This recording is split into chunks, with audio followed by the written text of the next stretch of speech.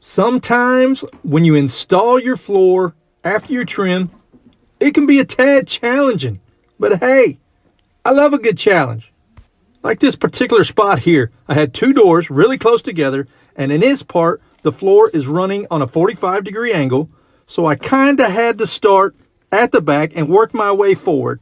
I know that sounds a little bass-backwards, but hey, that's how you gotta roll sometimes. And did you see that? I slid it under the base. I'm gonna go ahead and sneak this piece in here, give it a test run, dry fit, make sure it works. And it does.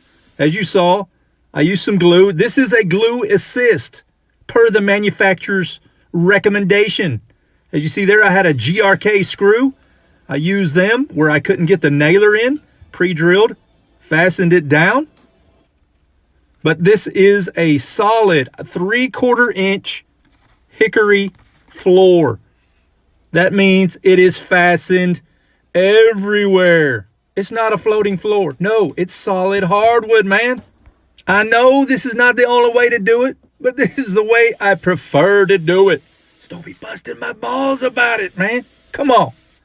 I've got a bunch of money in this flooring, so why risk damaging it with other people working on top of it all day? You feel me? And I fastened through the tongue where I could. I didn't have to face nail it anywhere. And I cut that casing with my jam saw. Damn, that looks good. No shoe mold.